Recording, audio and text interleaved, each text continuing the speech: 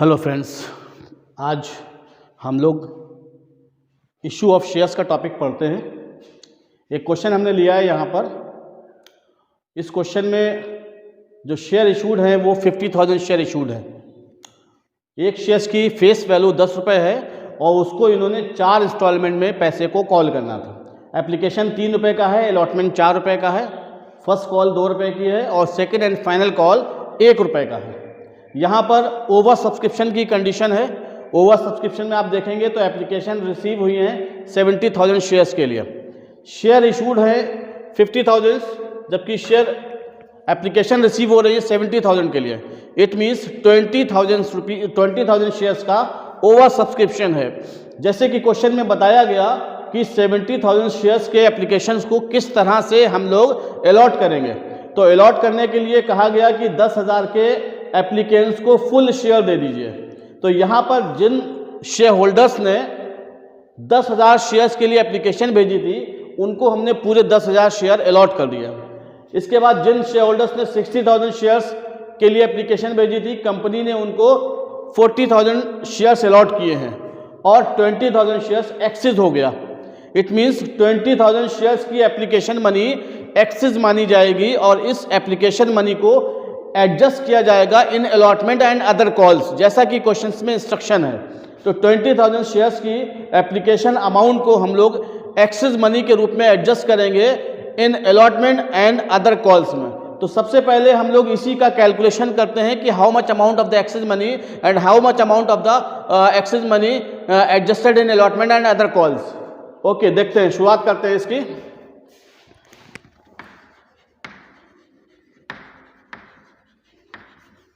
Axis money जो calculate होती है उसका एक फॉर्मूला है applied share minus allotted shares और into application money.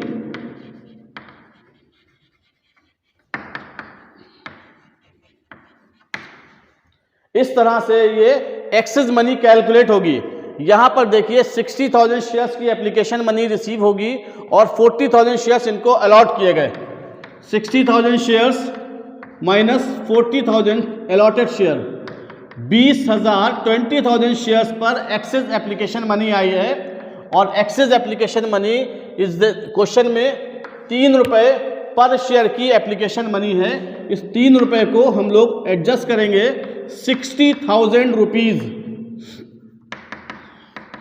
60,000 rupees axis money के रूप में कंपनी को रिसीव हुई है। इस 60,000 रुपीज को एडजस्ट किया जाएगा नेक्स्ट कॉल में, माइनस ड्यू ऑन। चूंकि ये सेकंड कैटेगरी का है, चूंकि ये एक्सिस मनी सेकंड कैटेगरी की है, इसलिए इसकी एक्सिस मनी सिर्फ सेकंड कॉल के अलॉटेड शेयर में ही एडजस्ट किया जाना है। सेकंड कॉल के सेकंड कैटेगरी के अलॉटेड शेयर हैं 40,000 रुपये, 40,000 शेयर, और इनकी अलॉटमेंट मनी मिल रही है। यहां पर कंपनी कॉल करेगी ₹4, 1,60,000 रुपीज ड्यू किए जाएंगे अलॉटमेंट में। यहां पर हमें यह देखना है कि एक्सिस मनी 60,000 रुपीज की है और इसी कैटेगरी के जिस पर एक्सिस मनी रिसीव हुई है उन पर हमें अलॉटमेंट पर ड्यू करना है 1,60,000 रुपीज। इट मीन्स 60,000 रुपीज पूरे एडजस्ट हो जाएंगे अलॉटमेंट में और कोई भी एक्सिस अमाउंट नहीं बचेगी। Adjusted in allotment, adjusted in allotment, ये अलॉटमेंट में एडजस्ट हो गया।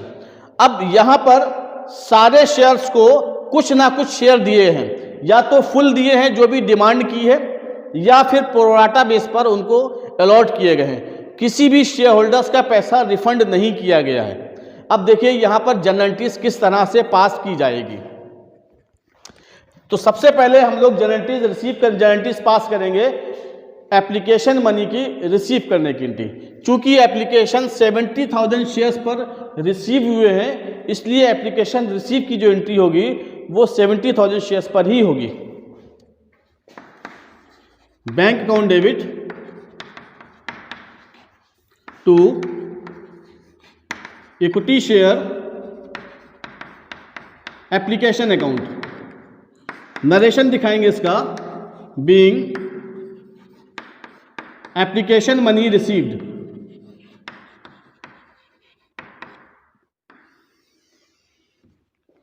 तो एप्लीकेशन मनी आप लोग देखेंगे 70,000 शेयर्स पर हमको मिल रहा है। 70,000 मल्टीप्लाइड बाई एप्लीकेशन मनी ₹3 से मल्टीप्लाई करेंगे तो आंसर आएगा 2,10,000। 2,10,000 शेयर पर एक्सिस मनी मिली है। इस टोटल एप्लीकेशन मनी को हम ट्रांसफर करेंगे शेयर कैपिटल अकाउंट में, और जो एक्सिस मनी होगी उसको एडजस्ट कर देंगे अलॉटमेंट में, जैसे कि यहां कैलकुलेशन किया था हमने।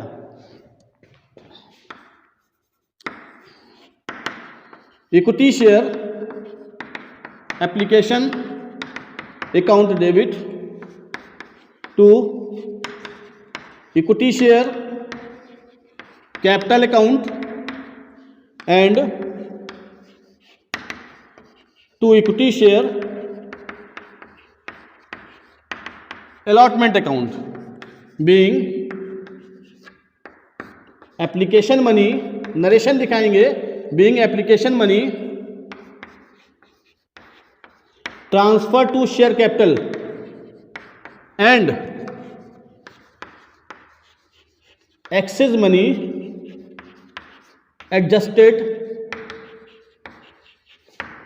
in allotment।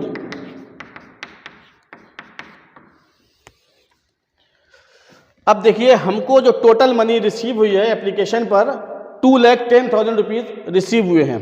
ये 2,10,000 रुपीज़ को हम लोग शेयर कैपिटल में भी ट्रांसफ़र करेंगे और एक्सेस मनी को एडजस्ट भी करेंगे। शेयर कैपिटल में जो शेयर हमने इशू किए थे और जिनको टोटल अलॉट किया है, टोटल 50,000 शेयर अलॉट किए गए। 50,000 शेयर्स की एप्लीकेशन मनी ट्रांसफ़र करेंगे शेयर कैपिटल में।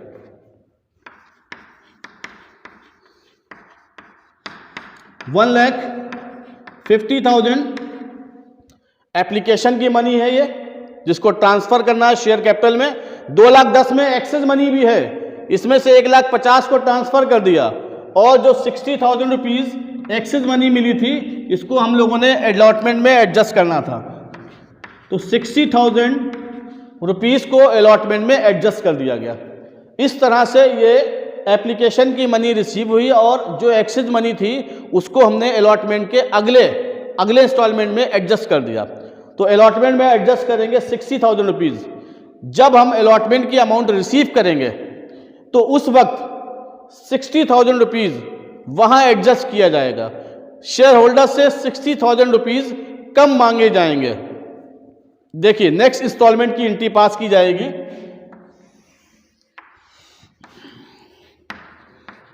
Equity share allotment account debit to equity share capital account being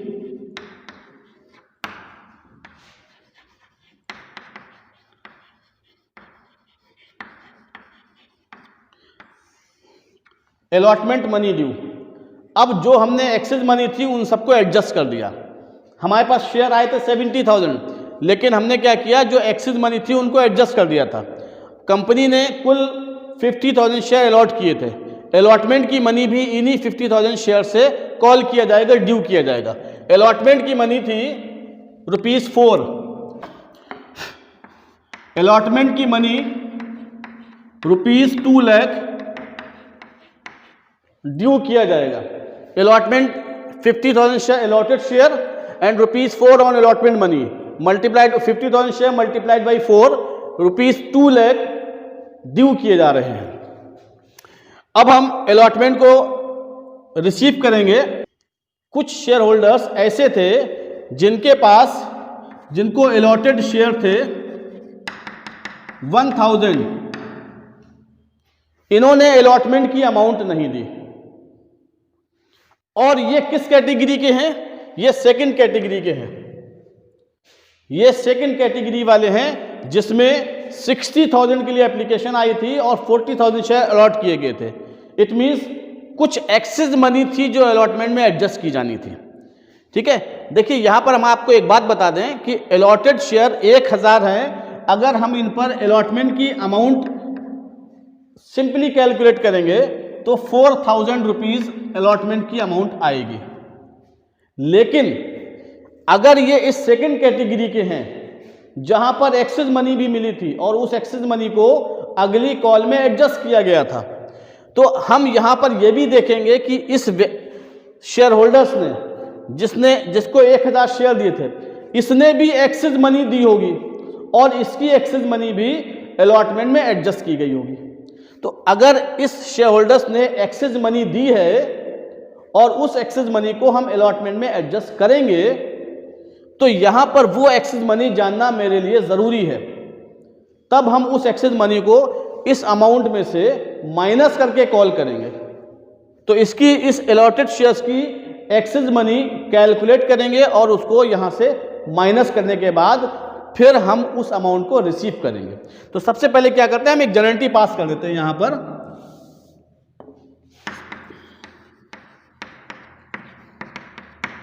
bank on debit, और चूंकि पैसा कॉल किया गया है और कॉल होने के बावजूद नहीं मिल पाया, तो जो पैसा कॉल होने के बावजूद नहीं मिलता है, ड्यू होने के बाद कंपनी रिसीव नहीं कर पाती है, या शेयर होल्डर्स किसी फाइनेंशियल क्राइसिस की वजह से कंपनी को पैसा सेंड नहीं कर पाते हैं, तो उस अमाउंट को कॉल्स इन एरियर कहा जाता है, बकाया राशि।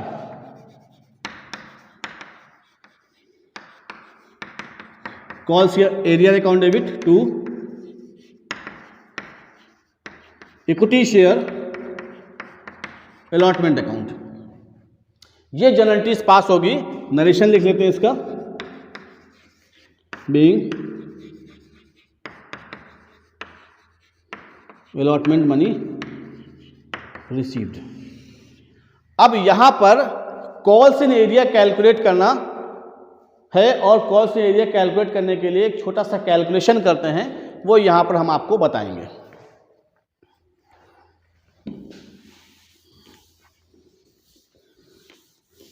इस कैलकुलेशन को कुछ स्टेप में कैलकुलेट करते हैं। सबसे पहले हमारे लिए जानना ये ज़रूरी है कि जिस शेयर होल्डर्स ने अलॉटमेंट का पैसा नहीं दिया,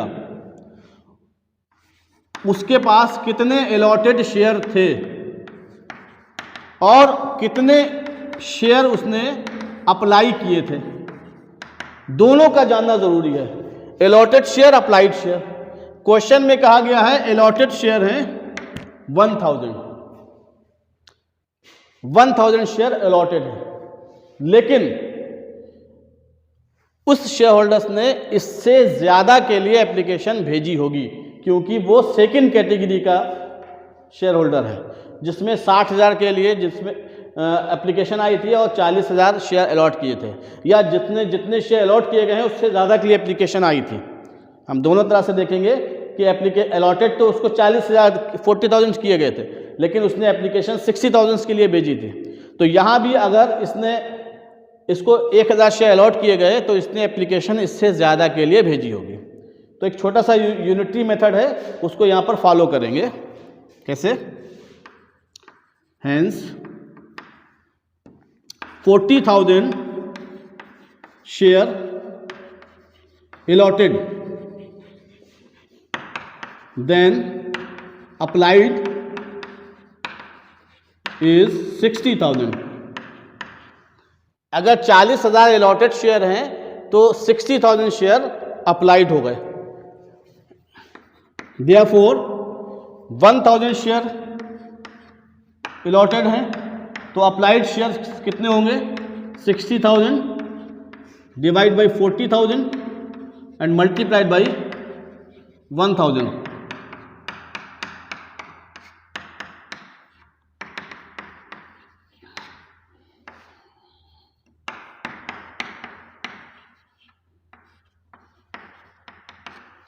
$15,000 शेयर्स आए।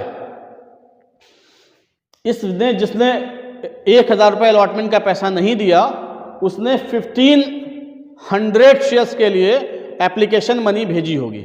इस एप्लीकेशन मनी को भेजने पर कंपनी ने उसको सिर्फ 1000 शेयर दिए। तो यहाँ पर उसने कुछ एक्सेस मनी भेजी है और उस एक्सेस मनी को हम लोग कैलकुलेट करते हैं। देखते हैं एप्लीकेशन मनी एक्सेस मनी कितनी आ रही है और उसी एक्सेस मनी के बिहाफ पर कॉल्स इन एरिया कैलकुलेट किया जाएगा। Okay,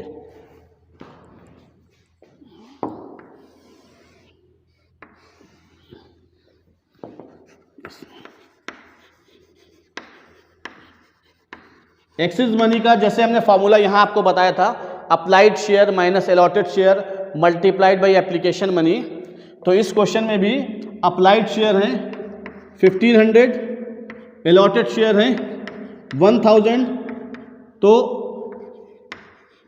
excess money I 500 shares पर, एप्लीकेशन की मनी से मल्टीप्लाई करेंगे, कुल मिला के 1500 रुपीज़ ये एप्लीकेशन मनी है, सॉरी ये 1500 एक्सेस मनी है। एप्लीकेशन के अलावा ये मनी रिसीव हुई है और इस अमाउंट को हम लोग एडजस्ट करेंगे इन अलॉटमेंट। ओके, हम लोग देख लेते हैं ड्यू ऑन अलॉटमेंट। जिस शेयर होल्डर्स ने अलॉटमेंट का पैसा नहीं दिया उससे कुल कितना अलॉटमेंट का कॉल किया जाना चाहिए था। 1000 शेयर्स पर अलॉटमेंट के हैं 4 रुपये, तो इस तरह से उस शेयर होल्डर से रुपीज़ 4000 कॉल किए जाने चाहिए थे अलॉटमेंट पर। अलॉटमेंट पर इसके कुल 4000 रुपीज़ बन रहे हैं और इसने 1500 पहले से दे रखे हैं, मतलब एक्सेस मनी है। तो इट मीन्स उसकी जो ड्यू अमाउंट है वो सिर्फ 2500 है। जो ड्यू अमाउंट है वो 2500 है और यही ड्यू अमाउंट वो नहीं दे पाया जो कहलाया कॉल्स इन एरियर, जो कहलाया कॉल्स इन एरियर। इस ड्यू अमाउंट को, इस कॉल्स इन एरियर के अमाउंट को यहाँ पर हम लोग लिख देंगे। ये कॉल्स इन एरियर आ गया। अब एक बात और हम आपको समझाते हैं। ये आपने देखा होगा अलॉटमेंट की अमाउंट 2 लाख रुपए ड्यू किया गया था, ₹2 लाख ड्यू किया था, और जो एक्सेस मनी था 60,000 इसको भी अलॉटमेंट में एडजस्ट किया जाना था। तो सिंपल सी कहानी ये है कि 2 लाख रुपए अलॉटमेंट में बनते जरूर हैं, लेकिन 60,000 हम पहले माइनस करके मांगेंगे। तो 60,000 जब माइनस कर देंगे तो ये बनेगा 1 लाख, तो ये बनेगा 1,40,000 rupees.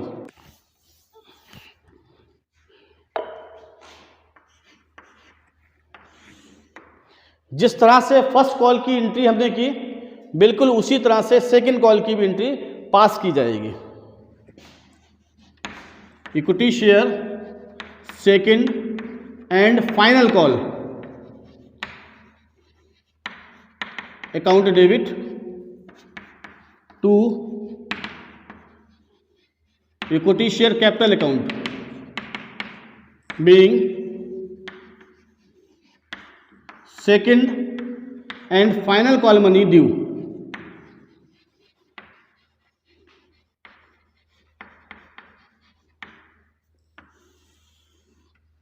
Second and final call rupees था ₹1 का। 50,000 अलॉटेड शेयर सेकेंड कॉल का, मल्टीप्लाई करेंगे अलॉटेड शेयर्स में, सेकेंड कॉल की मनी आएगी 50,000 रुपीज। यहां भी कॉल्स इन एरियर है। जिस शेयर होल्डर्स ने अलॉटमेंट का पैसा नहीं दिया, फर्स्ट कॉल का पैसा नहीं दिया, उसी ने सेकेंड कॉल का पैसा भी नहीं दिया है, तो उसको भी देख लेते हैं। क्या एंट्री बनेगी? बैंक ऑन डेबिट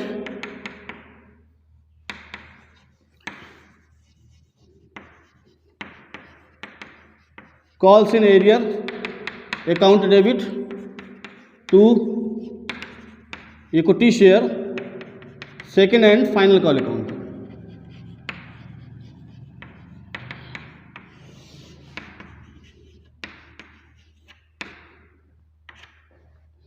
ठीक है, 1000 अलॉटेड शेयर ₹1 सेकेंड कॉल का पैसा, तो कॉल्स इन एरियर बनेगा ओनली 1000 रुपीज, सिर्फ 1000 रुपीज कॉल्स इन एरियर बनेगा। इसके बाद 50,000 रुपीज ड्यू किए गए थे, पैसा रिसीव होगा सेकेंड कॉल पर 49,000 रुपीज़ सेकेंड कॉल की अमाउंट रिसीव होगी।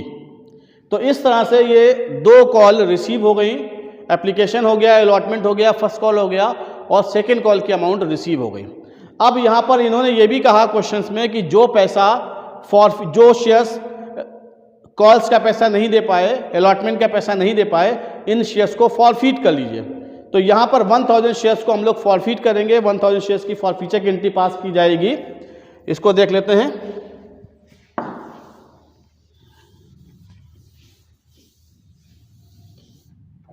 फॉरफीचर की एंट्री बहुत सिंपल सी है।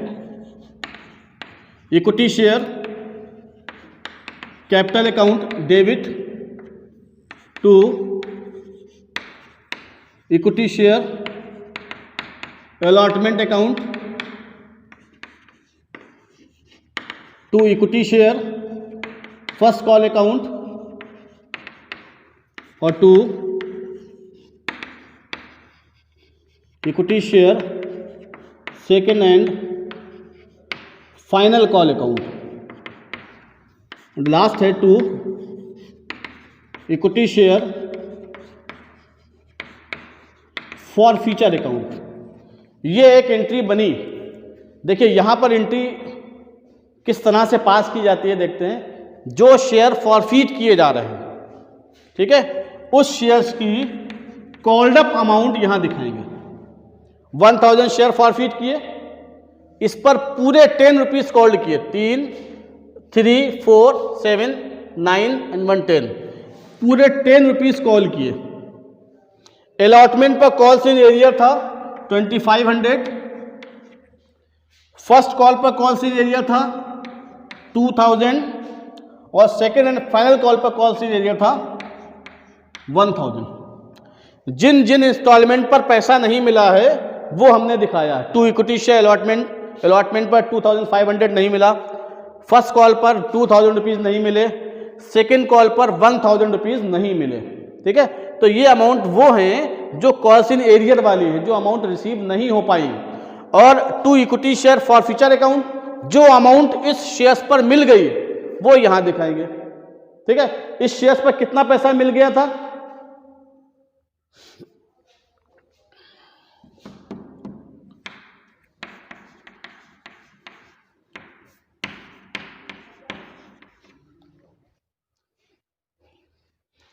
₹4500 रिसीव हुए थे। तो अब हम थोड़ा सा दूसरी तरीके से समझाते हैं। एक शेयर होल्डर जिसने 1000 शेयर दिए गए, लेकिन इसने क्या किया था, 1500 शेयर मांगे थे। कितने शेयर मांगे थे?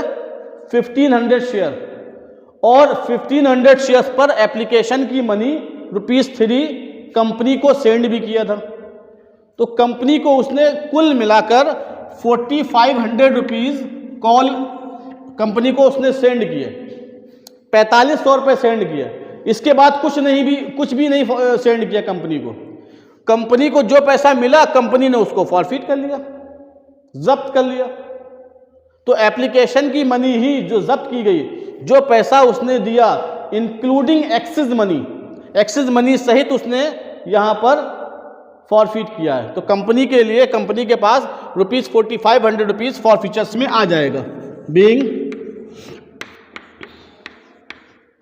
1000 शेयर्स फॉरफीटेड, बीइंग 1000 शेयर्स फॉरफीटेड, ठीक है। ये शेयर फॉरफीट कर लिए गए। कंपनी क्या करती है, कुछ दिन इंतजार करती है, कभी कभी कुछ दिन इंतजार करती है और कभी कभी इमीडिएट जो फॉरफीटेड शेयर्स हैं, कंपनी उन शेयर्स को रीइशू कर देती है जनता के बीच में, पब्लिक के बीच में।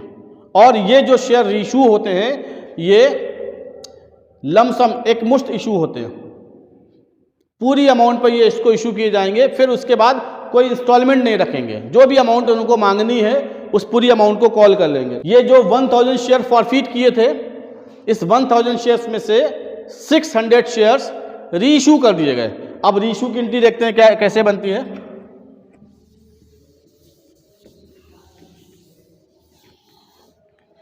रीइशू किया गया है ₹8। बैंक अकाउंट डेबिट,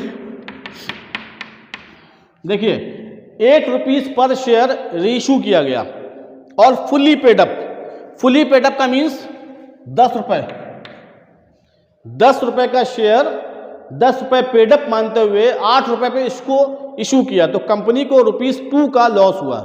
2 रुपए पर शेयर का कंपनी को रीइशू के वक्त लॉस हुआ है।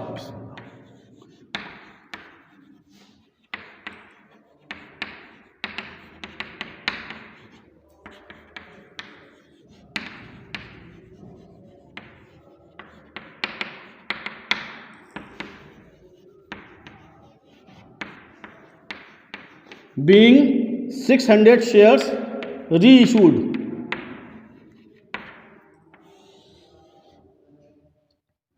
ठीक है, मल्टीप्लाई करके देखते हैं। 600 मल्टीप्लाइड बाई 8, 4800 रुपीज, और इसका पेडअप वैल्यू थी ₹10, मतलब 6000।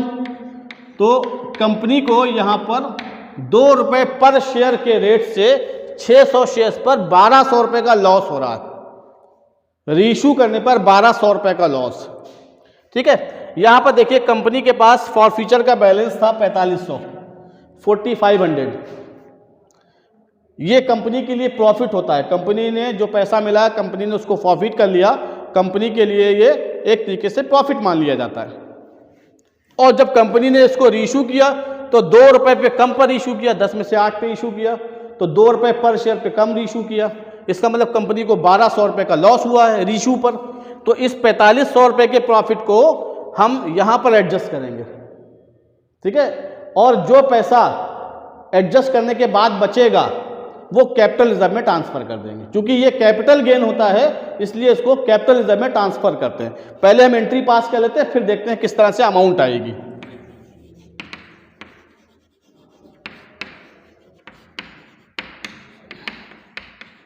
Equity share forfeiture account debit, to capital reserve account. Being narration दिखाएंगे, being balance of share forfeiture transfer to capital reserve. Capital reserve के बैलेंस में, कैपिटल रिजर्व में फॉरफीचर के balance को ट्रांसफर कर देंगे।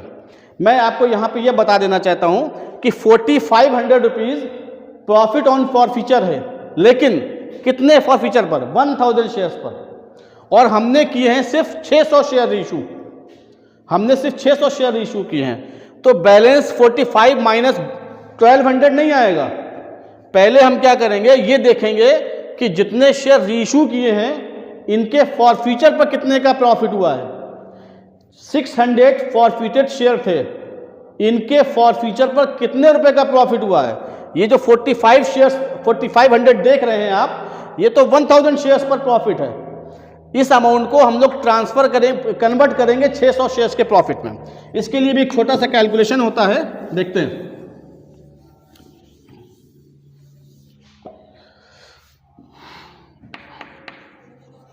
प्रॉफिट ऑन फॉरफीचर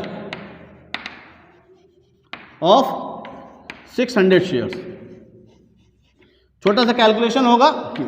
4500 रुपीज का profit है, 4500 रुपीज का जो प्रॉफिट है ये 1000 शेयर्स पर है। आपको इसको 600 शेयर्स में कन्वर्ट करना है। क्योंकि 600 शेयर इशू किए गए इसलिए इसको 600 शेयर्स में ही कन्वर्ट करना है।